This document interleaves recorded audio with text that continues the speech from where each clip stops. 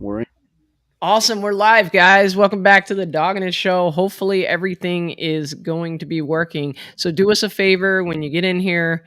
Let us know if you can hear us and see us okay. Kelly Fisher can now hear us, which is great. Although sometimes she Excellent. might not want to hear us. I don't know. How's it going, Kelly? How's life? Good, thank you. Yeah, very good, very good. I'm here in Michigan, in Mount Pleasant, at the Soaring Eagle Casino for the WPBA event. So I played last night, and I've got a match this afternoon. Kelly, you are insane lately. You're winning everything.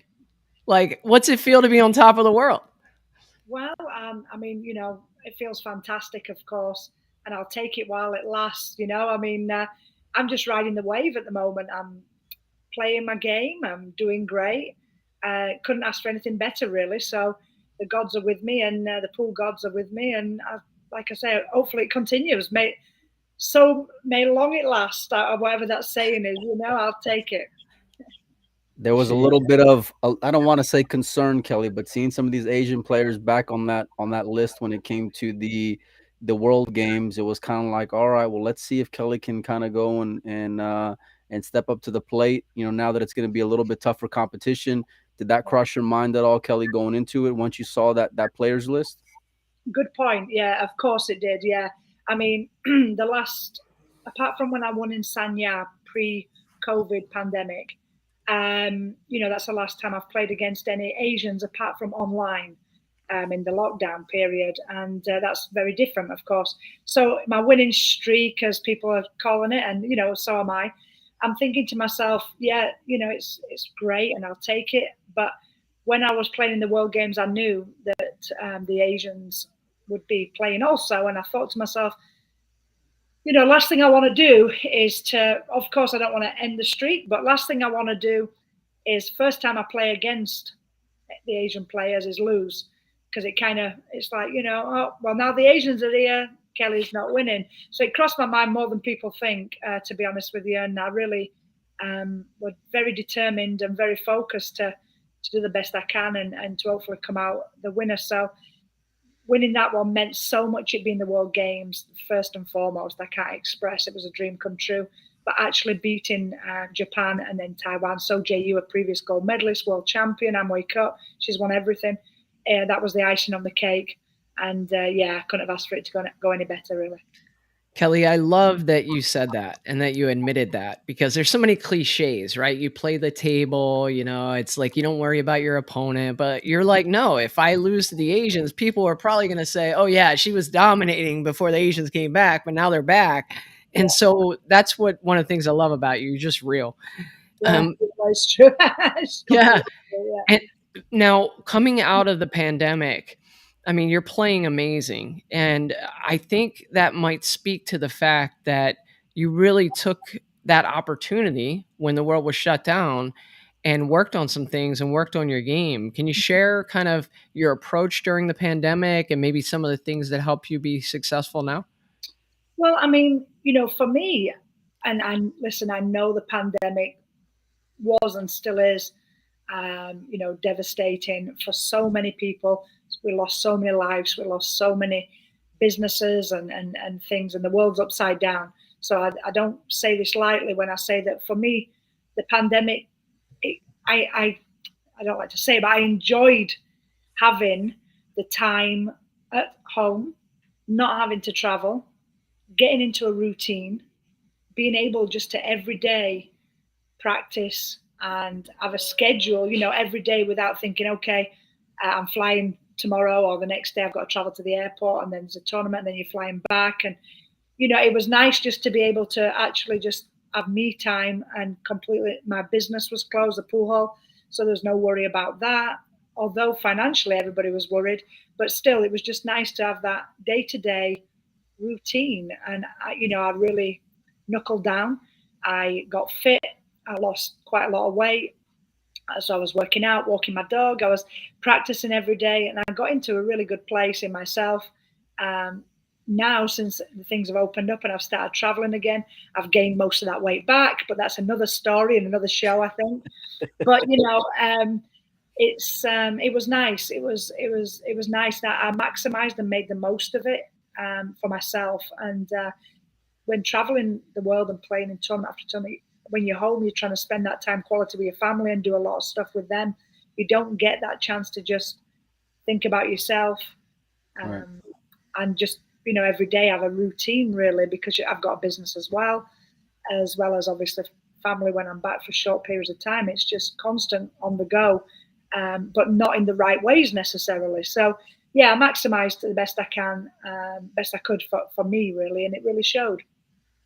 I say it's shown with quite a bit of consistency because the tear that you've been on, and we brought this up off air, is Albin like, and we all know the successes that he had last year on the men's side of things, Kelly.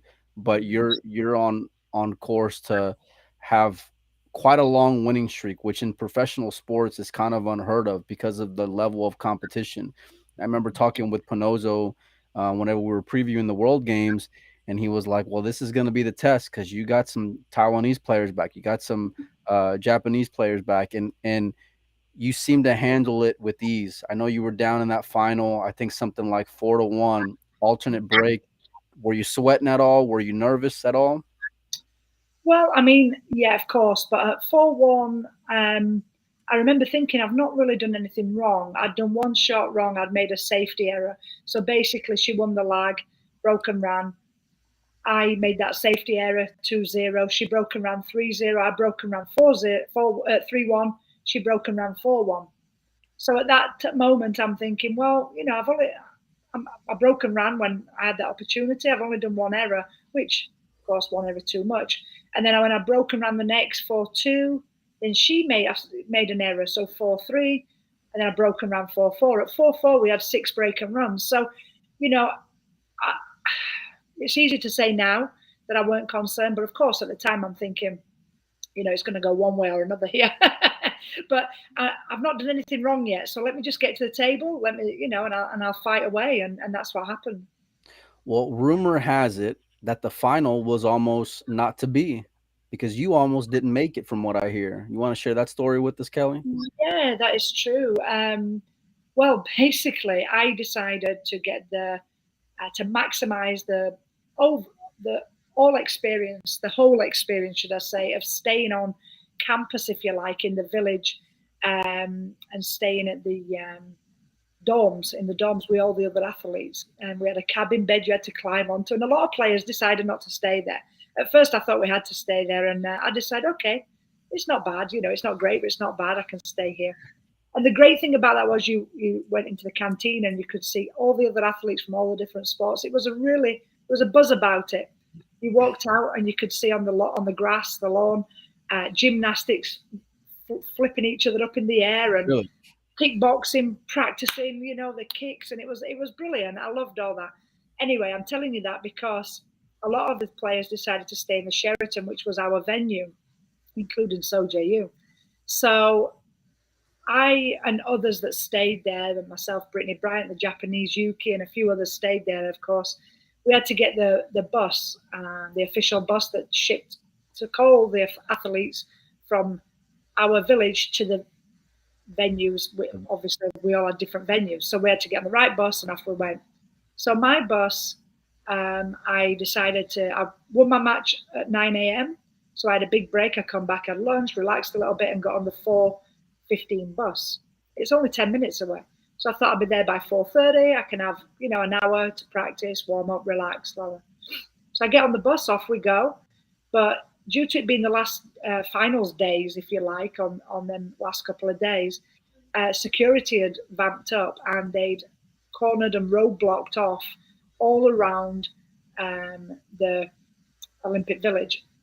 So my bus driver, or the bus drivers, didn't know that this had happened. The police hadn't informed them what roads to take to get to different arenas. Well, this lady, bless her, she's tried every road possible, and every road was blocked off. And she's on the phone, and nobody knew the answers. And at one point, she gets out the bus and lifts one of the barricades up and moves it and drives the bus through it. Oh And no, we go down there, and the road's blocked at the other end. So now she's got to reverse all the way out of there on a 52-seater bus. It was crazy. it's a Um, nightmare. yeah, she's calling. She's saying, I've got an athlete on the bus that's playing for gold medal at 5:30. What am I going to do? In the end, we went on the highway. I'm contacting the BCA and Shane Tyree. Shane, I'm stuck. I don't know what to do. And anyway, long story short, she got me as close as she could. And it's 100 degrees outside. I'm there in my vest, my shirt, and I had to run from. I got there at 5:15. I had to run from where she dropped me off all the way to the actual venue, and I arrived there at 5:15, sweating, hot and bothered, panicking, and maybe it Yeah. did me a favor. I didn't have time to think about it, and I just went straight out onto the field and had to play. Hence why when I hit the lag, I was still a bit shaky, and I hit it so way hard. Yeah. That poor bus driver, but I think she was kind of lucky that she had Kelly Fisher in there and not like Earl Strickland. I mean, can you imagine? Yeah, no, I can't. You're right. I mean, I was panicking. Don't get me wrong, but yeah, I'm quite a calm person. So I'm just like, she was trying her best, and she was getting more irate than me. She was on the phone and going crazy. She was going crazy. She was going nuts. And yeah, I mean, I had to run. The worst of it was is probably just the panic, and then having to run in the heat. And I got there, and I'm like, oh my god. Um, Jeez. I had time to run one rack on the table, and as I'm on the 6 or 7 running just the practice rack, they were announcing my name. So I really didn't get time to do any practice or preparation for it. Maybe that was a blessing in disguise. Yeah. That's pretty incredible because you're playing for a gold medal. This happens once every 4 years. It's not like it's the Tuesday night chip tournament like Joey was at a couple days ago. You Mike, know? Hey, Mike, that's a serious tournament, Mike. you couldn't write it. You really couldn't. I mean, it was just. I thought to myself, well, I mean, will they delay the final for me because it's it's the Olympic bus organization. It's the police. I don't know. The police in the end had to let us through a particular barricade to allow us to get as close as possible. It was you couldn't write it honestly. It was just unbelievable.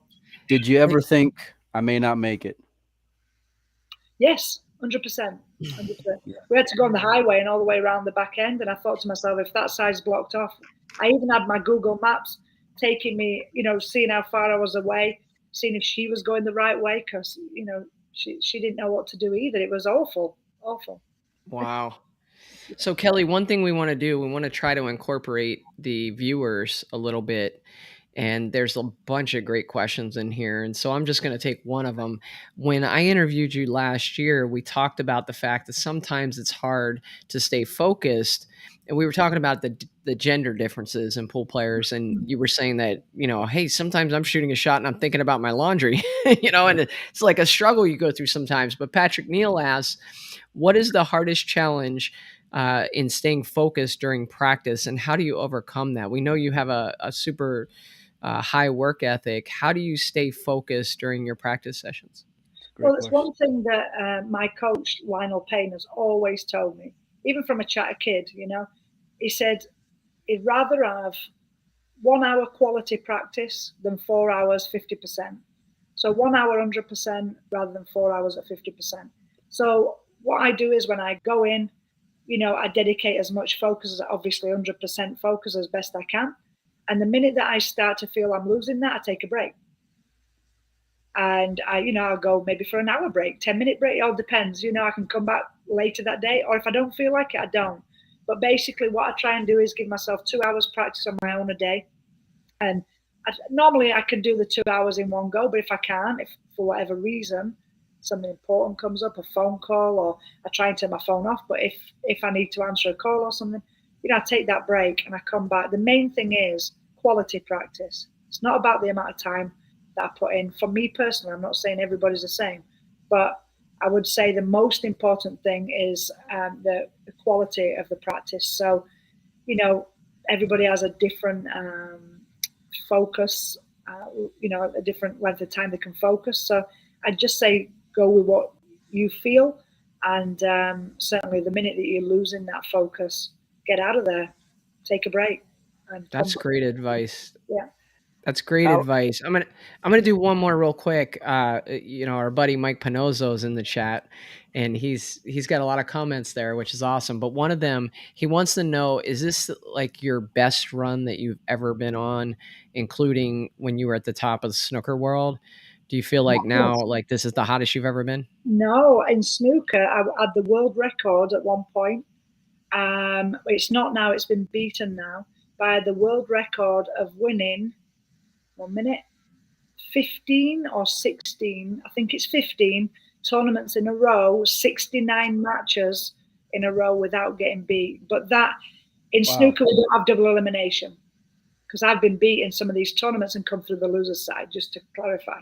So in snooker, we never have double elimination, it's single elimination. So I won 69 matches in a row. I got beat on the 70th match. So I won 69 matches in a row and 15 tournaments back to back. That's insane. I feel what, I if, feel like what if you Mike knew the answer replicate to that that question. in pool now? That would be nuts. Yeah. That would be great. That's Jeez. pretty remarkable. What have your Awesome. peers had to say to you, Kelly, in regards to the heater that you're on right now? Yeah, everybody is fantastic. That's what I love about our pool world, our pool family, if you like. You'd think, of course, there's players gunning for me, of course, and many have said you've got a big target on your back and things like that. But genuinely, every single one of them, high five, hug, congratulations, you're doing fantastic, and of course, I do realize that they're out to stop that. But genuinely, aside off the table, everybody's one big family, and everybody's wishing me congrats. Jason this morning wished me congrats, and whether it's male or female, Darren Appleton, they're all everybody's been great. So the one about here at this tournament, they were joking about having a bounty. Everybody chipping in. I love that. Yeah, and stuff Oh. like that. So it's all fun though, but everybody's been wonderful. We mentioned the Asian players coming back, Kelly, and there's an Asian tournament on the schedule now with I think in Singapore. Have you heard anything? Because years ago the women had quite a full calendar out Mhm. there in Asia. I mean, I remember the Amway Cup, I remember the China Open. I mean, just so many monster tournaments out there. Have you heard anything as far as any kind of schedule coming back out there for you on the women's side of things? I've not, and I'm in close-ish contact with the CBSA, and there's nothing scheduled yet. I don't think we're going to be seeing any events in China till the end of next year. Again, that's a guess. I've not been told that for sure, but there's nothing scheduled yet. China's had a bit of a nightmare, as we all know, with these lockdowns, and they're still not over it yet.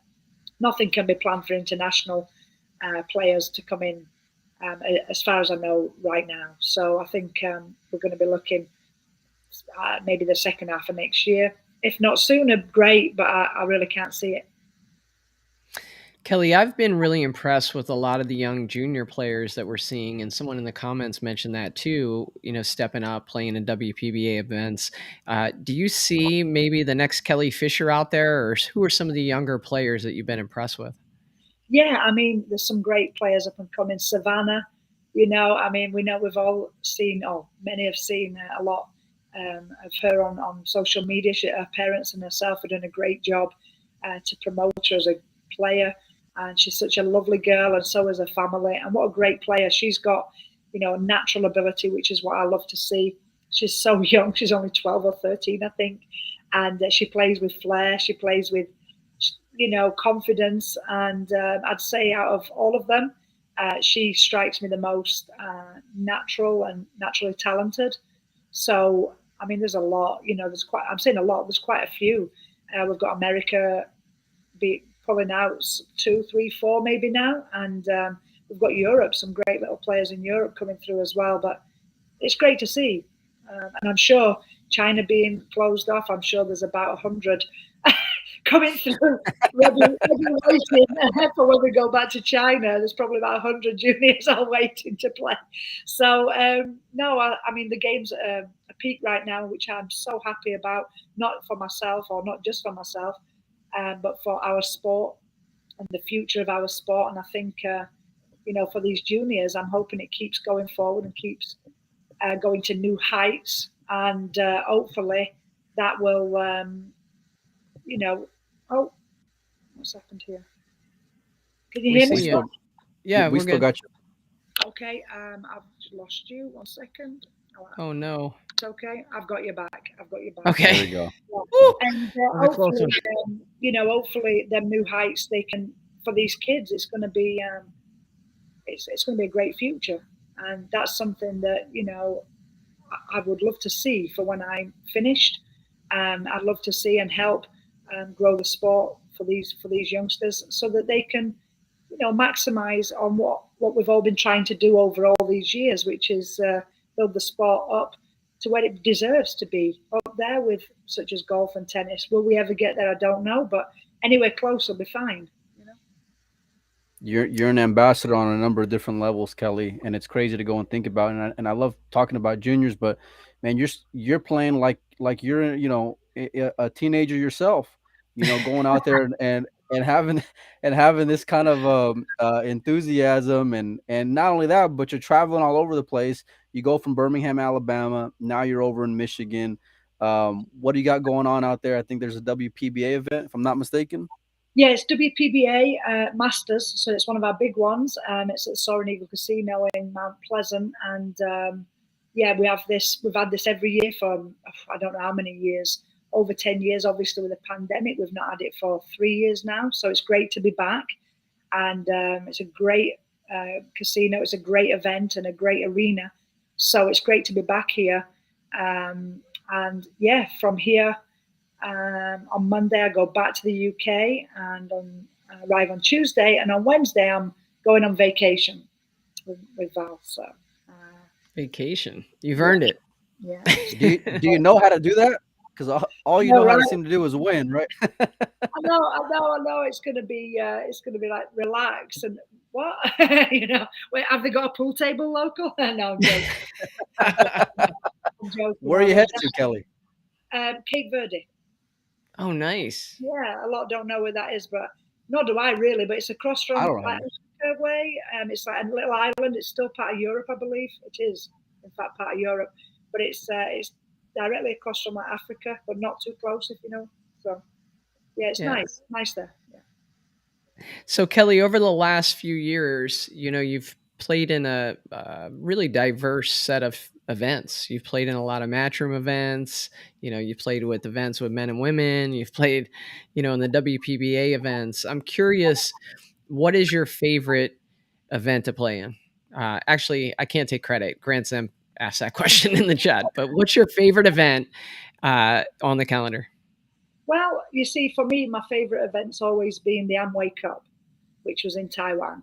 That event was on for 25 years or 20 years. I'm not sure. We definitely celebrated an anniversary of 20 or 25 years before it ended, unfortunately. And Nine ball, right? It was a nine yeah, ball event. that was a fantastic event, and I played in that since 2007 or six, something like that. And that was, a phenomenal event. It was percent that perfected it, put it that way. Going from that event, oh my, the event in Austria that we had last year, and we're having the World 10 Ball Women's Championships and the World Team Championships in September. That event that Jasmine Ocean and Albin Ocean and her manager and crew put together that I played, that was phenomenal. It was in a stadium, it was perfect conditions, very professional, top class. So I'm looking forward to that event. But there's so many, the Predator events have been great. Matchroom events are great. China events, even though it was tough traveling to China and becoming accustomed to the culture and their food and things like that, I have to say they put on great events. I mean, the setup was amazing. And so, yeah, Amway Cup stands out. I always love the Philippine World 10 Ball Championships, but again, that's ended. That was years ago. And this year, we've got the 10 Ball World Championships back for the first time since 2012, so 10 years later. So that's exciting. So, and I know it's in Austria, and it's going to be a great event because I've been there before, like I said. So I think that might end up being my new favorite arena, a new favorite event, but we'll see. Who's gonna win it, Kelly? Well, I'm going there to win it. I don't know who's going to win it, but I'm going there to win it. So I hope it's me. I like I it. love it. So, Kelly, you now have the World Games gold medal. Um, you've won everything. And so I ask this question sometimes to folks that I'd be really curious to hear your answer. If you can only win one more major event, which one would you want that to be?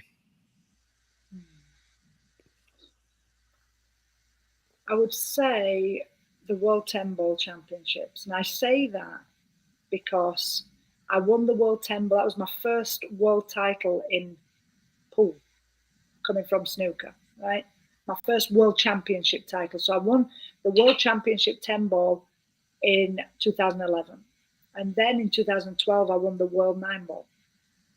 So then fast forward 2019, I win the World 9 Ball again. So it's only right, isn't it? It's only fair to say two and two, two 10 ball, two 9 ball. Um, so that would certainly be, and that's the next one coming up after the next World Championship coming up for us. Now, just to finish off that question, if there was an 8 ball World Championship, then that would complete The the Triple Crown. disciplines, wouldn't it? Then I'd have snooker. I've done billiards, World Championship, 8 ball, 9 ball, 10 ball. So we've not got one yet. But if so, for right now, my goal would be to win the 10 ball again. But if we're getting 8 ball World Championships, then I'd have to pick that over that. You bring up the World 10 Ball for women that was last held in 2012. Rubelin won that event, and she was out there at the World Games. Where would you kind of clock her game and the other Asian players after not seeing them for so long, Kelly? Well, yeah, Rublin won that in 2012, beating me in the final. Bless her. And yeah, Way to go, Mike. Bring that All up. right, Sure. all I remember was her winning. I don't remember that Kelly was in the final. yeah, I dogged that question. Oh man. no, no. But yeah, no. I mean, I know the players have been practicing, so I know they've been practicing away, and their game, my lord, it was. I think they were maybe a bit competition rusty. I didn't get to see them play much because it was one match a day, so you play your match, and I didn't hang around too much at the venue. I watched a bit of the snooker, I watched some of the carom, watched the guys play. I watched a few games here and there, but I didn't hang around too much. So JU played great. Like I said, at 4-4, we had 6 break and runs, and she made a couple of errors that I didn't expect. But I also know in the previous match that she played lights out. Same as Yuki. I know she won 9-1 against a great player and played. She told me she played great, perfect pool Nelly. Rublin, I think she struggled a little bit at this World Games. Again, I didn't see much. I saw the end of one of her games, but the German ladies, Pia Filler and Veronica Ivanovskaya. I'm not going to say her second name properly, so I'm not gonna Veronica, take it. for a minute, yeah. I know they play great. They do play great, and they really put a challenge on Rublin. And she lost 9-8 to Veronica, but she won against Pia 9-8. So they were two tough matches for her. So I'm not sure how she played throughout it. I didn't see it, but you can never take it like this. It's 9 ball pool. Things happen in 9 ball. I know they've got the game to beat anybody, of course, including me. Of course, and they've beat me many times. So JU's 5-3 up in games against each other. She's beat me 5 times. I've beat her 3 times, I think, something like that. I was told. So, What? I just No, go out there and play my game. That's it. I was gonna say, is it that much more daunting, Kelly, given the format, it being alternate break, whenever you're in a hole like that? Well, I try not to think about it really, Mike. I mean, if I mean, all I've got to do is make sure I do what I can do on my break and my Right. opportunities. And I think when it's alternate break, well, when it's either winner break or alternate break, if it's your opponent breaking, all you're hoping for, and I think every player never prays or hopes for as much during that moment when they're breaking, and you're like, please don't let them have a shot, don't let them see the one ball, and that's all you're thinking. All you're thinking is don't give them a run out, run out layout here. So it's out of your control. So I suppose that feeling's not nice, but you do know that you're getting another shot to break next rack. Whereas with winner break, you are sat there until they finish. So It's fair. yeah, I don't think too much. I just try and focus on doing what I can do when I'm on the table. Easier said than done. Of course, my brain goes all over the place sometimes, but I just try and stay focused and keep confident within myself. Kelly, you're so positive when it comes to like your approach in terms of like controlling what you can control, and there's other things that are out of your control. You even talked about, hey, I'm down big in a match, but I didn't make any mistakes, so I just have to do what I need to do when I get back to the table. I think there's a lot that you could add in terms of maybe writing a book, or finding a way to impart that type of wisdom on a lot of players, because I've even seen other top players who have a completely different mentality. It's like, that guy got lucky, like, crap that ball in, should have never made it, and this happened and that happened. And I always tell people, like, focus on what you can control. And it kind of seems like you have so much wisdom in that area, and it's lifted you to kind of where you are. Have you ever considered videos, training videos, books, that kind of stuff? I have. Yeah, I mean, I suppose I'm not that technical, as we can see with what happened earlier. I'm not very technical. I'm not very good with so videos and stuff like that are a little bit like, it feels like quite hard work, and I'm not saying that it's not something I'm willing to do, but right now we obviously, my lack of technical ability and traveling so much, it would be hard to fit that in right now. Writing a book, again, obviously I need some help there. It would be something that I'm opposed to doing. But at the moment, I'm just trying to, while I'm still doing well and in my career still, at my height of my career, I'm trying to focus on that. And then when it's time to, calm down a little bit, and when I've got more time, then I'd love to do something like that. So that's be something that I would definitely think about in the future for sure.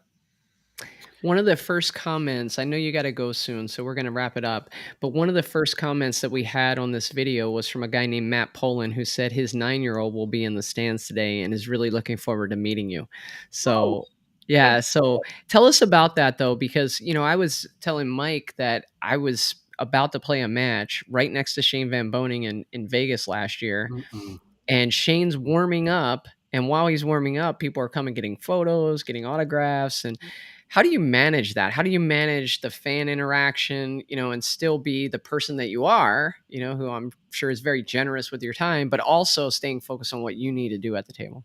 it's a tough one, that, because in snooker it's not like that. Once you're at the table, nobody would come close to you once you're warming up or whatever at the table. And when I come to America, I know I had to transition to learn that. There's a lot more interaction with the fans, which I think is great. But it was a learning curve. I had to learn, and just go with it and learn how to zone the focus in and out. Really, you've got to pitch it, okay, no problem, and then back in and zone in, which was, it's another new experience and something that players do have to learn also.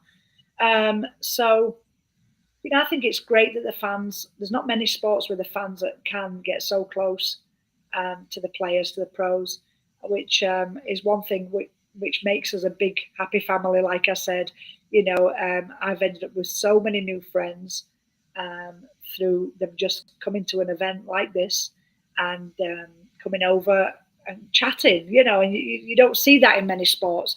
And some wonderful people I've met throughout the years by that too. So I do think it's a great positive for our sport. It is tough as a player sometimes to when you, let's say, you're trying to work on something because you've had a bad match, but we do have a practice room for that. So what all I'd say is for other players, if you've got something really important to work on, go practice into the practice room. And if you're out on the field practicing, you can expect that, and don't be rude. But also, if you need that time, just tell them you'll be right back. I just think there's a way to handle it. For me, that's all I do is if it's something I need some time to myself, I'll just say, I'm sorry, do you mind giving me 10 minutes? Whatever. I think it's an easy solution. And I think it's great that we have so many fans so keen to show us the love and want the pictures. I love it. I really do. So now it's second nature for me. I want to get you out of here on this, Kelly. You had a student of yours who just played for a World Pool Masters final in Yeah. Loho Sum. What Yeah. made you more nervous playing in the in the gold medal round, or watching your student go out there and fight for a World Pool Masters title? Good question. I tell you, it's two totally different feelings. And, again, we talked about control, sitting in your seat, not having control or having control. At least when you're playing, you're part of that control. But when you're watching, you have zero control the whole time of it. So, yeah, totally nerve wracking. It really was. And bless him, he did fantastic, though. He really did. I'm so proud of him. And he's going to go on to do even better. I know that. I've known him since he was 16-year-old, and he's got a great game. And yeah, him and Robbie Capito and Leo. There's a few of them from Hong Kong that I've worked with for 6, 7 years now, and they're doing great. What lovely kids as well, great men now. So it was very nerve wracking. I'd still say the World Games was probably asked to top it really, because that was just like a dream for me. But totally different nerves watching him. I think I bit a few nails off or bit my lip. I don't know. It was terrifying. Well, Kelly, you talked about all the friends you made out there. You have 2 friends here, and you're always welcome on the Doggin It show.